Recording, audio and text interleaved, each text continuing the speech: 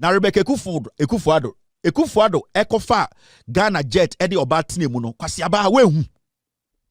These are the stupid things you people do. Na ya no etia momusi emumo. Osra waka wani mesise Burkina for kraba. Ukunu eti Ghana di nkwasiasem no. Didn't you see it? Akufuado yere. What's why the word ja? So musu ukunu the West president in Ghana. We okay there. Mama shut up na kwanu Fi se Ghana for your favor because of say wutimi na kokodro na Akufuado da. Fi se the Akufuado to oba be kokodro na ada no. Sa oba na we so respect no. Eniti ya favor kakra yen kan wasem. Adanya say aka so create the West president in Ghana nti wadwa. Ja wo jale.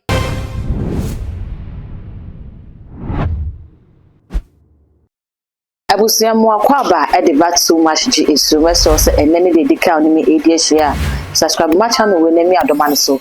Sano upload biaba on sa ebetimi aka. Na ebusia after say your man penny na nado dankwa Akufuado.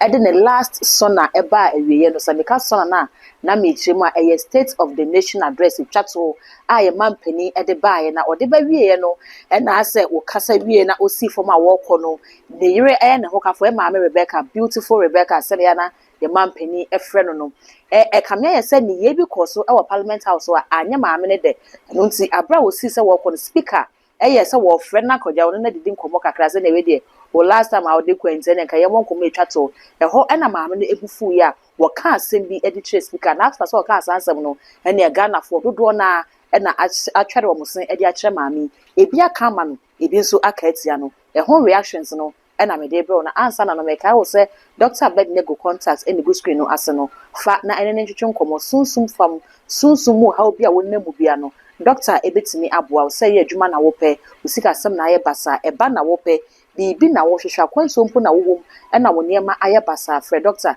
na ono entwetwe nkomo na otimi emwa na abusia ye so ayenkomo no so ase na mdi kankan say mampani na nadara nkwa Akufuado edi the state of the nation address ekokoso udwa e wo parliament house no okasa wie ye na wo mu ekono na speaker eto ben ne resenka woni no edidi enkomo na eho na maame ye hu se ne na ne buafu yie pa maame adwala ya wo kire se speaker no atena ho ama ebinum abuni kunu animtia enu nti mema na emfere wotwifa no so apa woko edija speaker no no na Ghana fo se maame wuchi wasimidi no musa ne somu yete Ghana ha na okunu kwotena asantemam ede na wan kan tra asantefo kan ya kire se okunu muti no wo mo dia ne mo pe no mo de be na se okunu muti yo mo dia na se parliament house also ye MPs ne dia na se wo mo so aka ne mo pa ede na wo se mo obufu abusia TikTok about could be ababonte abaye reactions e de amaya maame no enye ono kwa Kelvin so ababonte ne munum no wabebo bona adwene yi pa e de mama na Rebecca Ekufuado ekofa Ghana jet e de obatine mu no Kwasiabaa wehu.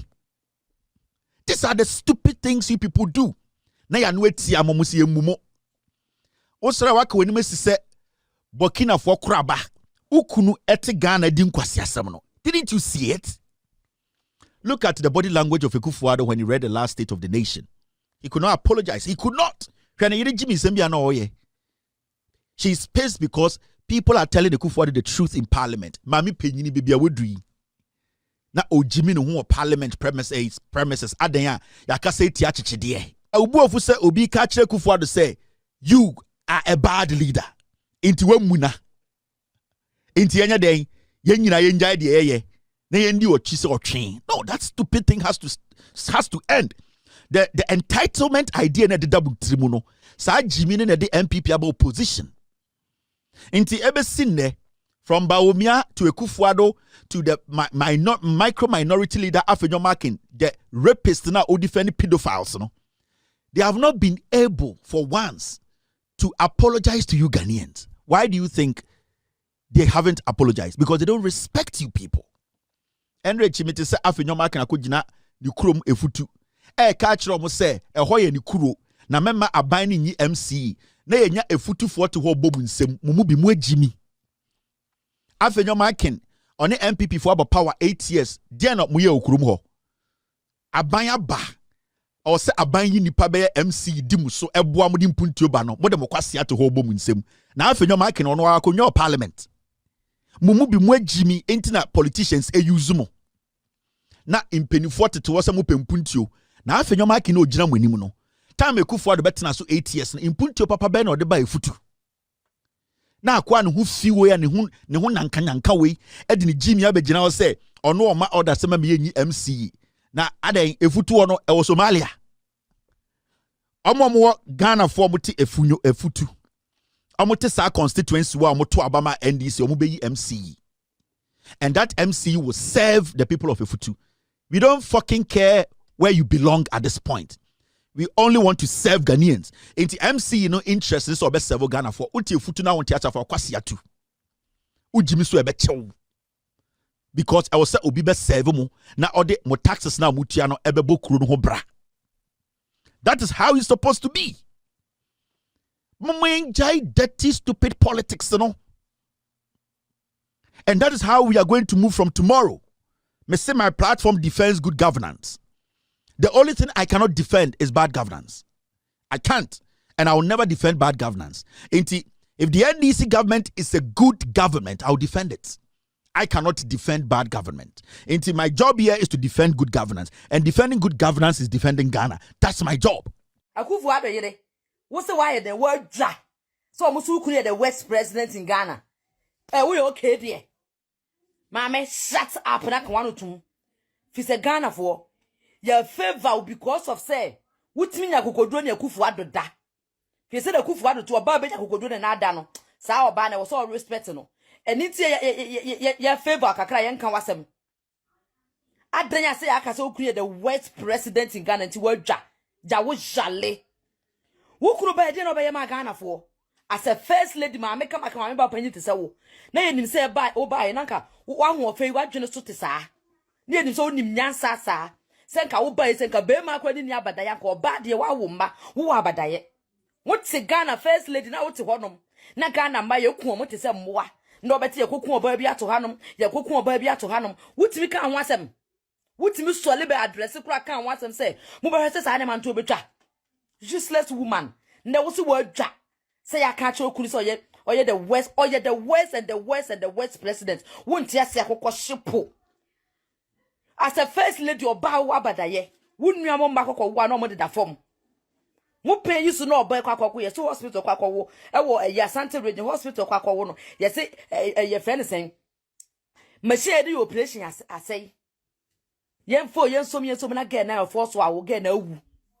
Na wote ho no mo ntwa me address anka hwe mo pen so Ghana for wu te se moa babasi anka wa bada we ntwa me ka ho hwe korapo na wote wo se yakasa okunu the West president wote Ghana na ye sign ye friend saying ambulance omodi ambulance deal de ma oba and then ambulance contract omu sign ambulance contract de ma oba no twa ambulance ye de ma oba and then wani age na wo kodru Ghana restaurant kese ye wo Ghana ye wo made ukuru na mumu no be invest ye enya wo na wo mba mu na ukunu be invest ye wo jale wo bar ka wa bata ye ba ye ka ye bi mamba oba de na wutimi after first lady wo ye ma Ghana mba mo so aka ye yopo nka ba ye nka obatan ka hunu ya wo mobo nka ma ukunu nya tutu bi mfa mo na nka ne manja ka ye yuso a ne mma de so aka ye yu na ukunu te private jet na wo odwade wo soro wo ba be ka say ukunu ye West president ukunu te private jet me odwade wo soro na nkora tete form eco school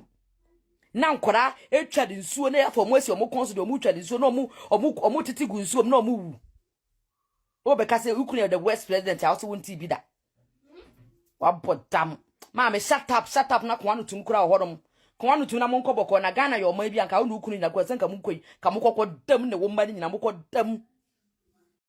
Enzabusia ensam no na mede ababesumo na after say reactions e bae se ne mekan say ensam no emu achemienu ebi kan e de maye maame no say an se ne etie bia papa no nukunu no se ne etie bia no hokafo no no obo na kire enti se wote wo panam de nukunu ni beye fom de ne oyeye no enu ano ba warefo bia ye no ako e de amanikunu wa kire se ampa wo ye yere enunti na ene na ado danko Akufo-Addo etisika e de koye ne ho ade ebi sukra e kire se speaker no so wodiobo yet Ghana ha na enim senka parliament house de kwa danfo pa any former majority leader oseche mansabuzu ebrebi duye wona wo kasa wo speaker kuro ya ka kire ne say no wo ye number 3 wo Ghana ha na majority leader no oni number it is a woni number de hu hia ontimi no kasa senior first no kasa no na so wono so first leader na se onyansi fo mu a aboa no obewu onyanwu ya ye very odwanfu nti sɛ wonya nsi fom no de or your first gentleman e mo no so e your first lady enu nti ne de bia si bia nka o se speaker ne hwɛ some de be ma na wan hwɛ mo ma afa ma na wabu ne nti awia